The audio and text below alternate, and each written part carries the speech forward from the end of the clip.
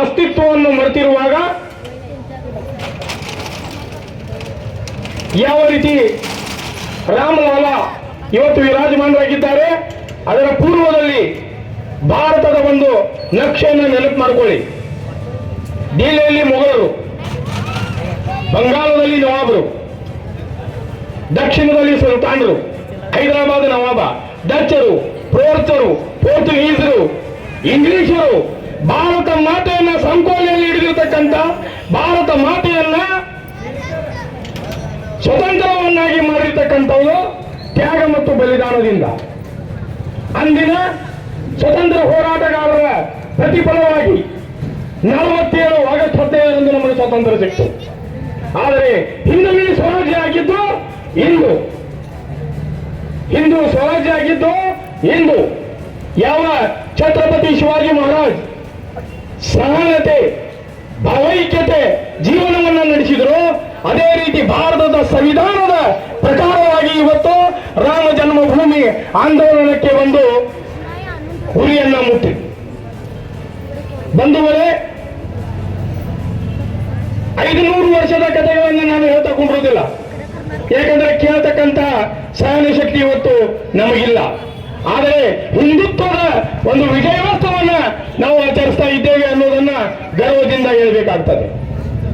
ಭಾರತ ಮಾತೆಯ ಉದಿರಿದಂತಕ್ಕೆ ನಾವೆಲ್ಲರೂ ಯಾರು ನನಗೆ ಅನ್ನವನ್ನಿತ್ತರು ಅತಿ ಮಮತೆಯಿಂದ, ಅಕ್ಷರವನ್ನು ಕಲಿಸಿದರು ಯಾರು ಅಕ್ಕರೆಯಿಂದ, ಯಾರು ತಿದ್ದಿದರು ನನ್ನ ನಡನುಡಿಯ, ನಮಿಸುವ ಚೇತನಕ್ಕೆ ಮುದ್ದುರಾಮ. ಏಕೆಂದ್ರೆ ಕನಸೇವೆಗೆ ನಾನು ಹೋಗಲಿಕ್ಕೆ ತಯಾರಾಗಿದ್ದು ಆಕಸ್ಮಿಕವಾಗಿ. ನಾನು ನನ್ನ ಹೃದಯ ಅಂತರದಲ್ಲಿ ಇರ್ತಕ್ಕಂಥ ಕೊನೆ ಉಸಿರಿನವರೆಗೂ ಇರತಕ್ಕಂಥ ನನ್ನ ಮಿತ್ರನಾಗಿರ್ತಕ್ಕಂಥ ಶ್ಯಾಮ್ ಸಿಂಗ್ ರಾಜ್ಪೂತ್ ಇವತ್ತು ನನಗೇನು ಸನ್ಮಾನ ಆಗಿದೆ ಅದರ ಪೂರ್ತಿ ಹಕ್ಕದಾರ ಶ್ಯಾಮ್ ಸಿಂಗ್ ರಾಜ್ಪೂತ್. ಯಾಕಂದ್ರೆ ಕೈಯಲ್ಲಿ ಇದ್ದವರು ಬೇಕಾದ ಮಾಡಬಹುದು. ಒಂದೇ ಒಂದು ಮಾತಿಗೆ ಮನೆಯಿಂದ ಹೊರಗೆ ಬಿದ್ದು ಕೈಟ ಮೇಲೆ ಮಲಗಿ ಇಷ್ಟೊಂದು ಇವತ್ತು ನನ್ನ ಸಾಧಿಸಬೇಕಾದರೆ ರಾಮನ ಆಶೀರ್ವಾದ, ನನಗೆ ಸಾಕಿರ್ತಕ್ಕಂಥ ನನ್ನ ತಾಯಿಯಾಗಿರ್ತಕ್ಕಂಥ ಶ್ರೀಮತಿ ಸಿಬಾಯೋ ಹುಲಿ, ನನ್ನನ್ನು ತಿದ್ದಿ ಬೆಳೆದು ಹೊಡೆದು ಬಡದು ಎಲ್ಲವನ್ನ ಕಲಿಸಿರ್ತಕ್ಕಂಥ ನನ್ನ ತಂದೆ ಸಮಾನವಾಗಿರ್ತಕ್ಕಂಥ ಸೋದರ ಮಾವನಾಗಿರ್ತಕ್ಕಂಥ ಶ್ರೀಕಾಂತ್ ಹುಲಿ, ನನಗೆ ಅಯೋಧ್ಯಕ್ಕೆ ಹೋಗ್ಲಿಕ್ಕೆ ಪ್ರೇರಣೆಯನ್ನು ಕೊಟ್ಟಿರ್ತಕ್ಕಂಥ ನನ್ನ ಮಿತ್ರ.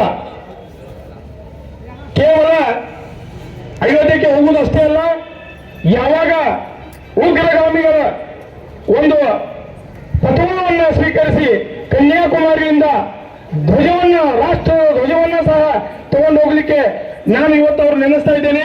ನನ್ನ ಜೊತೆಗೆ ಅವತ್ತು ಶ್ಯಾಮ್ ಸಿಂಗ್ ರಾಜ್ಪೂತ್ ಇದ್ದ, ಅದೇ ರೀತಿ ವಸಂತ್ ಹೋರಾಡ್ಕರ್ ಇದ್ದ, ಅವರಿಬ್ರು ಇವತ್ತಿಲ್ಲ. ನನ್ನ ಮತ್ತೊಬ್ಬ ಸೋದರ ಪ್ರದೀಪ್ ಹಿರೇಕರ್ ಇವತ್ತು ನನ್ನ ಜೊತೆಗಿದ್ದ.